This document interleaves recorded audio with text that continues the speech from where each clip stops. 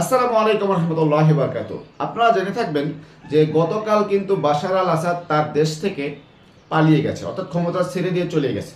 এবং ইউটিউব এবং ফেসবুকে বেশ কিছু ওয়াজ দেখছিলাম, সেখানে বলা হচ্ছিল যে কেয়ামতের আলামত শুরু হয়ে গেছে। আমার প্রশ্ন হচ্ছে, কেয়ামতের আলামত শুরু হওয়া মানেই কি কেয়ামত শুরু হওয়া?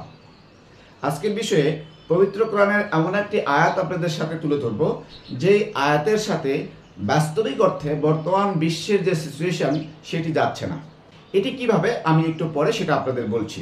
তার আগে বিশ্বের এই প্রেক্ষাপটটা আগে বুঝে নিই। দেখুন, যে সিরিয়াতে বাশার আল আসাদ ক্ষমতায় থাকবে না, এটা মোটামুটি গেইন করা যায় একদম জলের মতো পরিষ্কার। অর্থাৎ সে থাকবে না, সে চলে যাবে, এবং সে অলমোস্ট গেছে। এবং সেখানে একটি বিদ্রোহী গোষ্ঠী যারা ইসলামপন্থী, আর রাসূল সাল্লাল্লাহু আলাইহি ওয়াসাল্লামের হাদিস অনুযায়ী সিরিয়াতে রাজ কায়েম হবে, অর্থাৎ সিরিয়ার মুসলিমরাই হবে সর্বশেষ মুসলিম।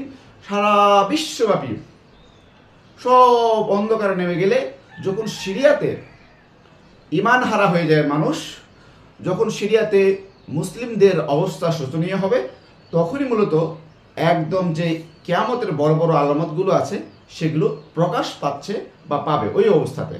কিন্তু বর্তমানে যেহেতু সিরিয়াতে যে বিদ্রোহী গোষ্ঠী এই ক্ষমতাটা দখল করেছে, তারা কিন্তু ইসলামপন্থী। সুতরাং সেখানে যে ইসলামের একটা হৃৎপিণ্ড রাসূল সাল্লাল্লাহু আলাইহি ওয়াসাল্লাম বলেছেন, সেই সিরিয়াকে সেই অবস্থায় কিন্তু চলে যাচ্ছে। সুতরাং বোঝা যাচ্ছে যে কিয়ামতের যে আলামত হাদিস অনুযায়ী সেটি আস্তে আস্তে আস্তে আস্তে কিন্তু প্রকাশ পাচ্ছে। আমার কাছে মনে হয় এই কিয়ামতের আলামত কিন্তু এই সিরিয়ার যে বাশারের প্রেসিডেন্টের ক্ষমতা থেকে চলে যাওয়া, এটার উপরে ডিপেন্ড করছে না। এই কিয়ামতের যে আলামত, সেগুলো ছোট ছোট অনেক আলামত রাসূল সাল্লাল্লাহু আলাইহি ওয়াসাল্লাম যেটা বলেছে সেটি কিন্তু অলমোস্ট প্রকাশ পেয়েছে। কিন্তু আমি আপনাদের পবিত্র কোরআনের এমন একটি আয়াত আপনাদের বলবো, যে আয়াতটি হচ্ছে সূরা তাকবীরের 1 নম্বর আয়াত।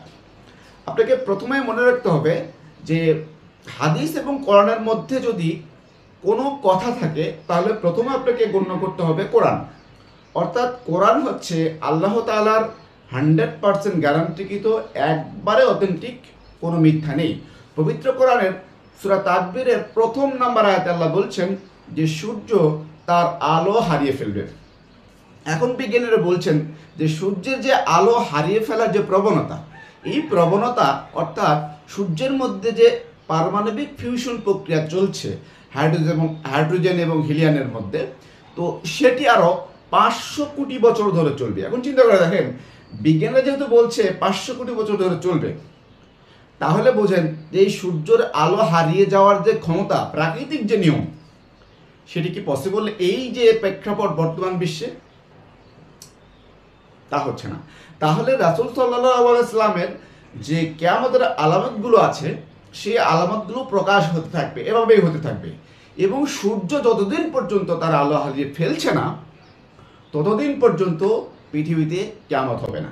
তবে রাসূল সাল্লাল্লাহু আলাইহি ওয়াসাল্লামের একটা হাদিস আছে, আমার মনে হয় সূর্যের আলো হারিয়ে ফেলা বলতে রাসূল সাল্লাল্লাহু আলাইহি ওয়াসাল্লাম হয়তো এরকম কিছু বুঝে থাকতে পারেন, যে এই পৃথিবীতে অনেক যুদ্ধবিগ্রহ হওয়ার ফলে এই যে পারমাণবিক বোমা আছে, এই বোমা বিভিন্ন দেশ বিভিন্ন জায়গায় মারবে, যার ফলে এই পৃথিবী প্রায় 40 দিন পর্যন্ত সূর্যের আলো আসা বন্ধ হয়ে যাবে।